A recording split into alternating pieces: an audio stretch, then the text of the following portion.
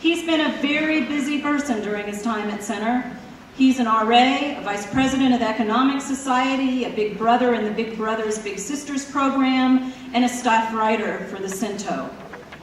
As if that weren't enough, Clay is also president of Sigma Delta Pi, the Spanish honorary, and a member of both Omicron Delta Kappa Leadership Society and Omicron Delta Epsilon, the economics honorary.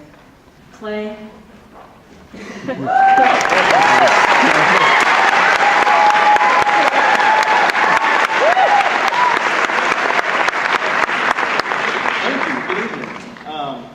As you settle further into your seat, pull out your phone and begin texting your friend, or perhaps to play a game on your mobile device. You might be wondering what kind of speech this is going to be. I thought about telling you about the importance of doing what you love, regardless of the potential of your major to make you rich. But as someone who has double majored in financial economics and Spanish, I don't think I'm the right person to say that. I thought about reading from a Dr. Seuss book, which would make me appear down to earth and in touch with my inner youthfulness. I even thought about putting together a 10-minute dance routine. Oh yeah. But instead, let me tell you about the time I realized that I was completely worthless. It started out like any other night of procrastination. I was on Wikipedia, clicking through pages that wouldn't have been nearly as interesting were it not for the looming pressure to do homework. Suddenly, I had a novel idea.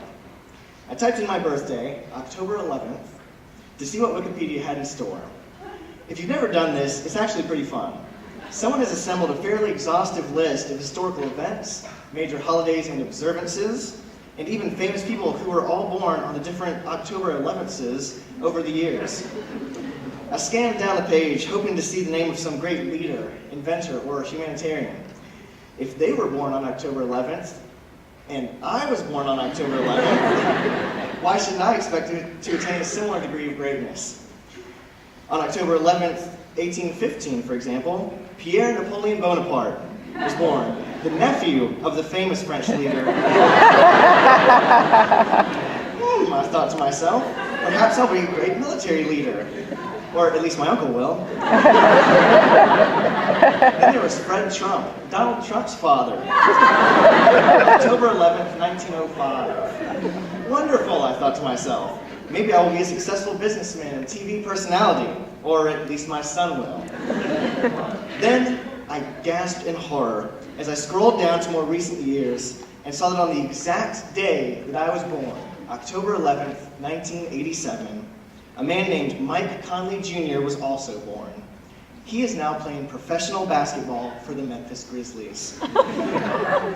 Needless to say, I was devastated. He had had exactly as many living days as I've had to do something with his life, and he's bringing the big bucks playing professional hoops, while I'm stuck here in Danville, occupying my time with watching YouTube videos of cats doing zany things. My worthlessness had never seemed so blatant. I cursed myself for quitting basketball in the 6th grade. Who knows what might have happened had I stuck with it? Maybe I would be Mike's teammate on the Grizzlies, living the high life in Memphis, and having joint birthday parties where everybody on the team would be invited. Maybe Mike would call me the Twinster, or my B-Day brother. But unfortunately, this did not come to pass. And this realization was not even the lowest point in my Center career. There was a time when I was riding my unicycle back from the library toward Atchison. And yes, I have a unicycle, and yes, I had ridden it to the library to do work. As I approached the crosswalk on Main Street, a local man drove by in a truck and helpfully yelled out the window, "Get a real bike, you sissy!"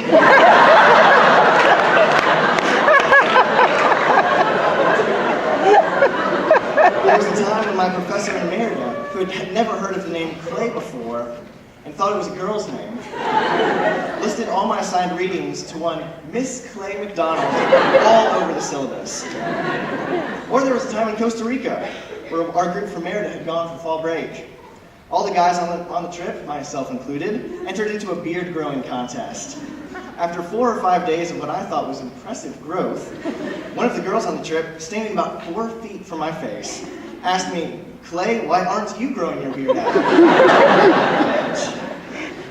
Or there was the time that I ran the flame from Stewart Hall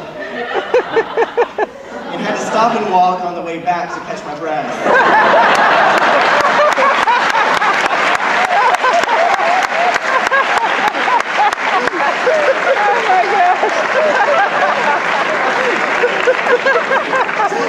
It's more humiliating when you're only wearing a pair of sneakers. Many of these episodes, and I've unfortunately had a lot like these, have the potential to undermine your self-confidence if you let them. The key is to not take yourself seriously to the point where you don't appreciate the humor in the unfortunate things life has to throw at you.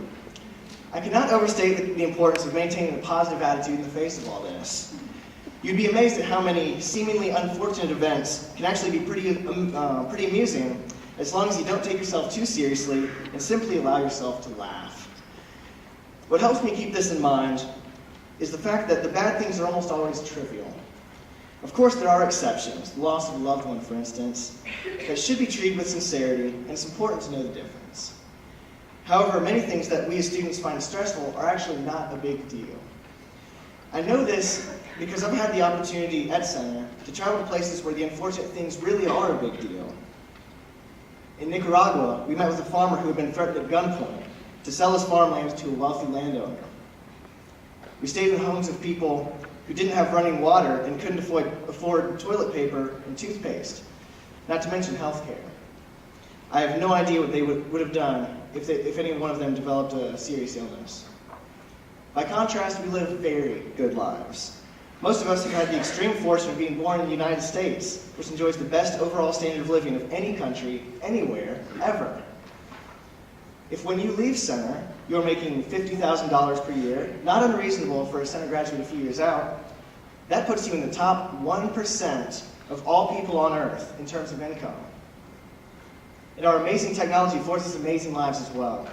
If you've ever flown in a plane, you have experienced something that humans could only dream of until less than a century ago. By nearly every measure, we live in a utopia that the monarchs of medieval Europe could never have conceived of. Compared to almost every other person who has ever lived, ever, we've won the lottery just by being born. Given the fact that we live such wonderful lives, doesn't it seem a bit silly to stress about the difference between getting an A- and a B+ in a single class? Or deciding who you're going to room with next year? Or what you're going to do after graduation, seniors? When you think about the kind of difficulties that most people face in the world, our little stresses seem remarkably insignificant. Because of this, you have to laugh. You have to laugh at the elation of someone whose 100-to-1 odds horse just won the Derby. You have to appreciate what we have because so many people in this world may never be so lucky. Enjoy the beautiful campus, the hot water in the showers, even the all-you-can-eat buffet that we have access to every day of the week. And yes, I'm referring to Cowan.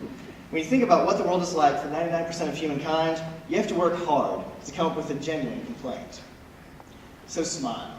Laugh, especially at yourself. Engage in extracurricular activities that are rewarding and bring you satisfaction. Study abroad somewhere that is outside your comfort zone. If you aren't in love with life, you are wasting a rare and precious gift.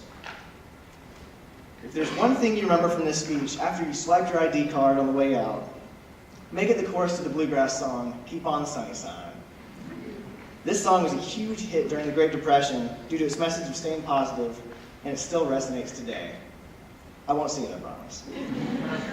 Keep on the sunny side, always on the sunny side. Keep on the sunny side of life. It will help us every day. It will brighten all the way if you keep on the sunny side of life. Thank you.